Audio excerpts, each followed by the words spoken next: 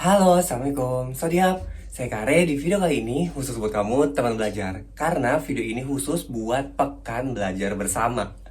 Dan di video kali ini yang dibahas adalah menulis sesuai kaidah jadi mudah. Benar Kare ya? Tapi sebelum dimulai, subscribe. Udah? Sekarang ya? Terima kasih. Untuk materinya, ayo kita mulai. Selamat datang di channel Dikare. Untuk kamu yang pertama kali nonton di channel ini tentang kepenulisan. Jadi kalau kamu subscribe channel ini, kita bakal belajar nulis. Jadi di channel ini itu bakal dibahas semua tentang kepenulisan. Mulai dari premis, konflik, karakter, dan lain sebagainya. Tips-tips kepenulisan dibahas di sini. Jadi kamu harus subscribe setelah ikut kelas ini ya. Saya udah nyatat beberapa poin di sini dan akan saya bahas tentang menulis sesuai kaidah bisa jadi mudah. Kenapa saya nyatet? Karena setiap penulis itu punya metodenya masing-masing buat nulis, buat ngungkapin ide, buat nuangin yang ada di kepala, dan lain sebagainya. Kalau kamu misalnya otaknya kuat banget buat nginget ya bagus. Kalau kamu misalnya pelupa juga kayak Kare, nggak salah kalau misalnya kamu pakai buku catatan. Karena kalau ngomongin kaidah bahasa itu ada banyak banget, kamu juga pasti tahu. Dan sesuai tema hari ini adalah menulis sesuai kaidah bisa jadi mudah. Tapi saya nggak bakal ngebahas kaidah bahasa yang kayak Didi gabung sama Didi pisah, terus tanda baca penempatannya gimana aja, dialog teks kayak gimana, dan lain sebagainya. Kaidah-kaidah yang kayak gitu nggak saya bahas di video kali ini. Yang akan dibahas di sini adalah menulis cerita baik. Karena banyak banget cerita populer itu kurang baik. Dan banyak banget platform-platform yang punya kebijakan kurang baik. Kita bahas ya, apa sih yang dimaksud dengan kurang baik itu? Yang pertama, cerita yang kurang baik itu adalah cerita yang gak merhatiin sara dan pornografi. Kalau ngomongin sara kamu udah paham, kalau ngomongin pornografi juga udah paham. Banyak banget cerita di platform yang ngebahas tentang pornografi. Ya walaupun misalnya nggak terang-terangan, ya walaupun sebenarnya romance tapi dibalut dengan pornografi dan lain sebagainya seperti itu. Nah, banyak banget nih penulis-penulis yang bikin karya seperti itu dan terkenal atau berhasil, matanya banyak gitu misalnya. Kita sebagai penulis pemula biasanya kan, oh cerita yang kayak gini berhasil nih, oh cerita yang kayak gini laris nih, gue bikin cerita kayak gini juga karena kan laris. Pernah kepikiran kayak gitu gak sih? Jangan ya, jangan pernah kepikiran kayak gitu, kecuali nih kamu mau dikenal sebagai penulis 18 plus. Kalau memang kamu tujuannya dikenal sebagai penulis 18 plus, silakan. Tapi masa dikenalnya sebagai penulis yang kayak gitu sih? Nggak pengen apa karya kamu nih diterbitin di Gramedia? Kalau pengen, Gramedia nggak bisa nerbitin karya-karya yang ada adegan pornografi atau yang... Tapi kak, karya yang kayak gitu ngetren, karya yang kayak gitu viral, karya gitu banyak yang baca. Iya, banyak yang baca. Nah, kita nih sebagai penulis pemula harus dapat nulis yang baik, harus bikin cerita yang baik. Dengan cara ATM, sama aja, amati, tiru, modifikasi. Ya kamu ikutin aja. Nggak mungkin dong dari banyak banget cerita harus ada adegan gituannya.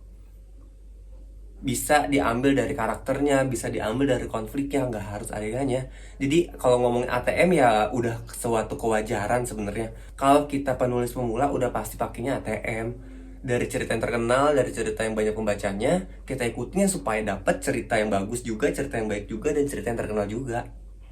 Tapi ingat, jangan sara dan jangan pornografi.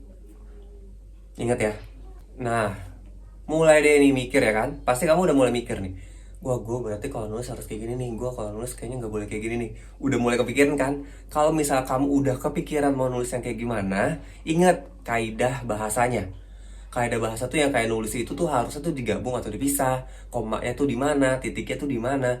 Jangan sampai kamu menulis pakai bahasa asing tapi nggak ditalik, atau bahasanya bahasa daerah tapi nggak ditalik, atau gue ngerti kok kalau bahasanya pakai bahasa Betawi. Ya emangnya pembaca kamu orang Betawi doang? Kan enggak. Jadi nulisnya harus sesuai kaidah bahasa. Kalau ngomongin kaidah bahasa, tadi di awal udah dibilangin, di video kali ini nggak bahas tentang kaidah bahasa.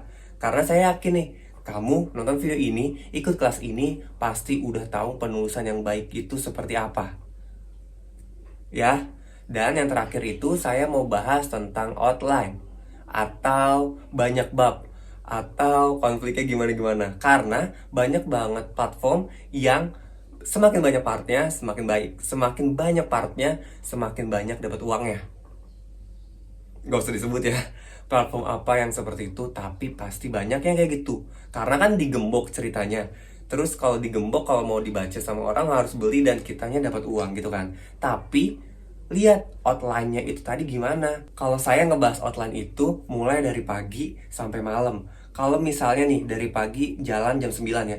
Jam 9 ini anggap alurnya sampai jam 9 malam. Jadi dari jam 9 pagi sampai jam 9 malam. Kalau misalnya normalnya dari jam 9 sampai jam 9 malam itu ada anggap ya 12 part. Tapi kalau di platform yang butuh banyak bab itu kurang nih pasti nih 12 part ini nih atau 12 bab ini. Nah, kita sebagai penulis pemula harus balik lagi. Kita mau dikenal sebagai penulis apa? Kalau misalnya kamu misalnya ya, kalau kamu misalnya mau ngikutin ini nih supaya dapat uang, supaya dapat royalti, nggak apa-apa. Kamu ikutin aja 60 bab misalnya. Tapi tetap alurnya tetap dari jam 9 pagi sampai jam 9 malam. Jangan nih dari jam 9 pagi, 10, 11, 12, muter lagi ke 9 pagi, terus atau belok dulu ke hari sebelumnya, atau maju dulu nanti mundur lagi. Akhirnya baru ke sini supaya dapat banyak babnya. Sebenarnya kalau mau nulis karya atau mau nulis cerita tuh nggak harus kayak gitu. Tapi kalau kamu nyari uang ya konsekuensinya seperti itu. Jadi misalnya karakter utamanya dua nih, cewek cowok, jalan beriringan sampai ke akhir. Terus nanti di sini ada omnya lah, ada tantenya lah, ada siapa lah dibahas supaya supaya partnya banyak. Kalau kamu pembaca novel platform yang babnya sampai banyak, pas kayak gitu kan ntar dia berdua tiba-tiba ngebahas orang lain, nanti dia kayak gitu kayak sinetron di TV jadinya. Judulnya apa, ceritanya kemana-mana gitu kan sinetron. Emang ratingnya bakal banyak, ratingnya bakal baik, pembacanya banyak, maksudnya koinnya banyak yang didapat. Tapi paham gak sih? Paham ya? Nah kan kita lagi ngebahas cerita yang baik atau menulis cerita baik. Sebenarnya baik gak sih nulis kayak gini? Tapi mohon maaf dulu ya sebelumnya kalau kamu adalah penulis platform tersebut yang emang banyak banget babnya. Saya mohon maaf banget. Saya nggak menyerang penulis di platform itu. Saya justru selalu sama penulis yang bisa nulis part banyak banget kayak gitu. Karena saya pribadi, saya nggak bisa nulis sebanyak itu. Dan saya nggak suka kalau nulis harus dikejar deadline. Saya nggak suka kalau nulis alurnya ke mana-mana dulu baru ending. Analoginya dapat kan? Maksudnya kalau kita mau nulis yang baik, cara itu kurang baik. Tapi kalau kita mau nyari peluang dapat uang di nulis, cara itu salah satunya. Saya selalu bilang kayak gini karena ini adalah materi. Balik lagi ke diri kamu mau sebagai penulis yang kayak gimana. Kalau kamu mau dikenal sebagai penulis platform yang banyak bacaannya, yang banyak uang dari platform, nggak apa-apa. Saya punya temen nulis di platform, dia gajinya itu bisa sampai 4 sampai berjuta-juta deh pokoknya. Dari platform doang. Ya emang dia nulisnya setiap hari. Produktif gitu maksudnya. Ya mentalnya bagus juga gak sih kalau kayak gitu? Kalau saya nanya sih dia pusing banget pas lagi nulis, pas lagi ngejar target itu ya. Karena kan kalau kayak gitu kan, maksudnya kalau platform kayak gitu, kalau misalnya dia skip beberapa hari, dia kan bakalan hilang momentum kan. Jadi harus emang setiap hari publish. Bahkan bisa jadi sehari publishnya 2 sampai 3 part. Nah, kalau kamu mau jadi penulis yang seperti itu, silakan. Oh iya, kalau ngomongin bab, kan tadi ada part-part yang gak penting nih, misalnya. Nah, kamu bisa banget, kamu harus banget, dan kamu harus berani juga motong partnya. Kalau memang kamu punya kerangka 60 bab gitu misalnya, 60 part, tapi kalau ternyata di bab 13 harusnya kayak, nggak usah deh ini kayaknya. Kamu juga harus berani motong part itu. Termasuk part yang ada pornonya atau saranya. Karena penulis cuma bisa nulis, pembaca kita nggak tahu siapa. Jadi jangan sampai karya kita dibaca sama orang yang kurang tepat atau bukan target kita. Kalau kita nulisnya fanfic misalnya, ya udah idol Korea gitu misalnya. Kita tahu nih pasar kita ya orang yang suka sama idol tersebut. Jelas.